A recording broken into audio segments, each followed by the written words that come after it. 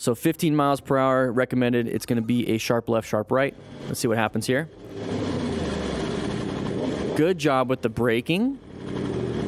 Definitely not a U-turn spot, especially with the motorcycle right there. And already experienced his first one for the day. Yeah, already experienced his first one for the day. So what I like to do when I go out riding is I make sure that I'm repeating the things that I'm looking for, especially in the first about 5 minutes of a ride. So when I come up to here and I notice that sign, I tell myself, okay, sign, orange stage. It was an orange sign. It's going to tell you it's a caution, but orange stage. I got a left turn coming up, and then I have a right turn. So I'm actually verbalizing the orange stage. I'm verbalizing, hey, orange stage. That's going to put it in my mind that I should be paying attention. I'm perceiving a possible hazardous situation, because remember, when we're planning our ride, we're locating hazardous situations. Okay, so it's in my mind, hazardous situations. I'm actually saying these words so that it's being repeated instead of just being in my mind. If I repeat it out loud, it's making me focus on the words I'm saying. It's making me focus on what I'm hearing, and it puts me in that mindset. So in the first 5 minutes, this is what I like to do.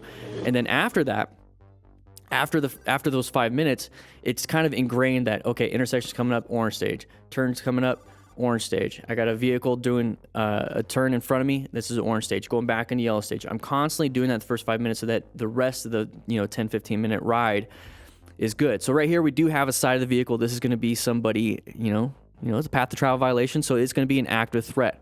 So what we could be doing here, especially at 32 miles per hour, with good braking, is do some really good progressive braking. So we can go ahead and squeeze. We're going to get that weight on that front tire, and we're going to be able to slow down. This happens in neighborhoods. And this is why I recommend practicing in neighborhoods when you first start riding, because you're going to have some things like this, but for the most part, it's going to be pretty dead, in the area, especially, around 11 o'clock, maybe noon.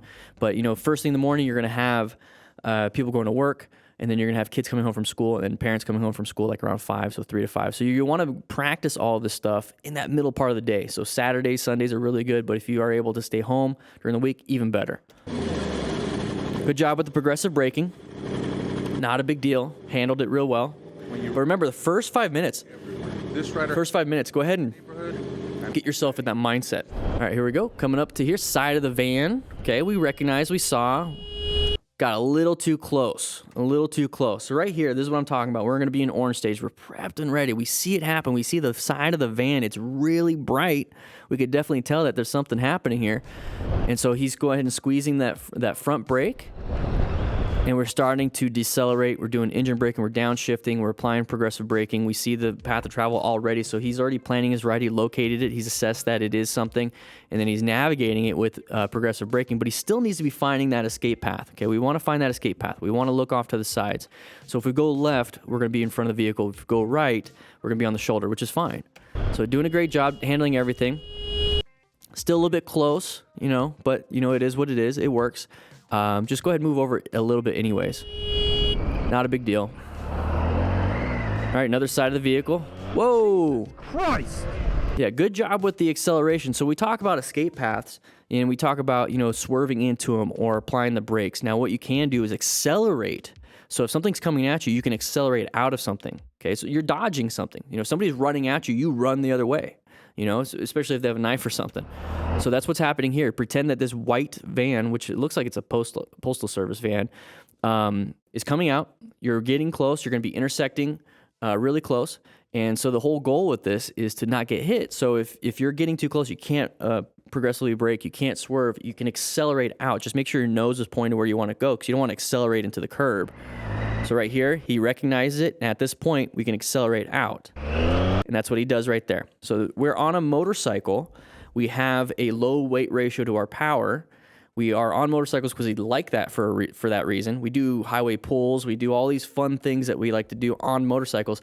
Utilize that skill set and utilize the power of the motorcycle to get yourself out of there. Quick shout out to our sponsors, Quad Lock. You guys make amazing products, and they make it to where we can actually post these videos because we get age restricted, demonetized, and everything. So it allows us to post on YouTube. If you want to help support Quad Lock and help support this channel, click the link in the description for 10% off and grab yourself a case and a handlebar mount. Now let's get right back into it. All right, here we go. Sharp right turn, 25 miles per hour recommended. So when we want to slow it down, we have the signage saying that it is a sharp turn. Hopefully we don't low side here. Oh, we're going wide. We're going wide.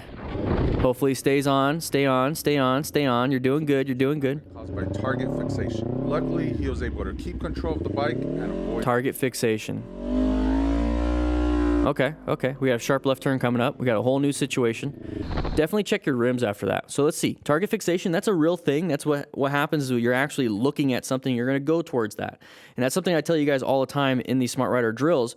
In the booklet, remember you get your cones if you get the physical booklet, but you can get the digital version. You get the digital version when you buy this too. When we talk about looking where you want to go, the biggest thing is, yeah, it can be detrimental. If you're looking at the side of the road, you're going to go to the side of the road. If you're looking through the turn and you continuously look through the turn, you're going to go through the turn. If you're looking at your hands, you don't know where you're going. So the main thing here is actually utilizing target fixation. It's a good thing if utilized well. It's a tool. It's not something you want to throw away. So look through the turn, look through the turn. You start to catch yourself not looking through the turn. You start catching yourself looking at the telephone pole that's on the side of the road, and you're going to start going towards it. Remind yourself, stop, look over here, and target fixate on the turn itself. Target fixate through that. So what happened here? Let's see. So we're going through. We're going pretty fast through here. You notice how we're starting to go wide. So at that point, he starts to push the bike down even further. And we're going through here, and it's going to be a little bit of a crest of the hill. You start to hear the engine deceleration. He's starting to roll off that throttle at this point. We crossed over the double yellow, starting to panic a little bit. We're getting the view of where his face is going. So looking where you want to go, like I said in the Smart Rider drills, you're turning your head and you're looking that way. You're turning your head and looking that way. You're forcing your head because your eyes are on the front, so we're looking where we want to go. You're pointing your nose, you're pointing your chin, whatever it is that's going to help you remember that. Your eyes go where your head goes. So right here, now he's looking up. So we went a little bit too fast. We were going, we're about to go off-road, and then he looks up. Now at this point, there's not much you can do except for now look for a new escape path, which is what he's doing here. He's looking through here. He's like, how am I going to make this? And so that's fine. That's perfectly fine. But how do we prevent this in the first place? Slow it down. Talk to your buddy on your cardo. Say, hey, we're going a little too fast. I'm going to be right behind you, but slow it down. You got shot out to the side because we're just going too fast. It's easier to add speed right here, when we're facing towards where our friend is versus trying to, take away speed in the middle of the turn, which is what's happening here. But he did a great job handling it. We hit a bunch of things. He probably lifted his butt up so he didn't get bucked off the top. by target fixation. Luckily, So make sure you check your rims afterwards, check your tires, because you could have hit something that damaged the rim. All of a sudden your front tire goes flat in the middle of this next turn coming up. All right, here we go. Mass Moto Boy. Okay, we have a lot of different traffic off to the right. I don't know if anybody's gonna be peeking out. We have side of the pedestrian right there. A bunch of pedestrians. What is going? Oh, kind of deserved it. Kind of? I have no idea what was going on here. I don't know where this is at, but we do have pedestrians in front of us. When I see a lot of vehicles like this, I just assume a vehicle is going to come out. I assume that there's people going to be running across in between these vehicles. So this is actually a pretty good position for safety. We have a decent space cushion off to the right. We have a good space cushion off to the left. He's doing a decent speed. He has his finger on the horn already, just ready to honk at people. But remember, we always need to find an escape path. Always keep looking for those escape paths. When your gut tells you something's going on, when we're in orange stage, look for those escape paths. So we start to see people running in the street right here. He rolls off his throttle. He's getting ready with his hand movements. We're like, what is going on? I don't know. It gives him that gut reaction. What do? We start to, like he's doing right now, roll off the throttle, maybe cover those brakes, look for those escape paths, maybe slow it down enough, because if there's people in the road, I'm going to slow it down. Maybe not in this area. Maybe he's going to get robbed. I don't know. But he handled everything as best he possibly could. He's honking. He's letting people know. I don't know why people are doing what they're doing. Except for the fact that, does this guy have like a weapon?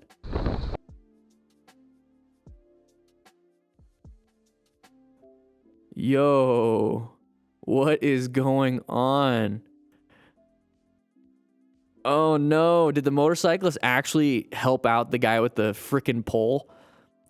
He like hits him and then now the guy gets to beat him up. Poor decisions by the guy in black. Oof. That's easily broken ribs. So we're talking mechanism of injury here. So right into the back of the ribs, right in the kidney. Oof. Not good. Not good.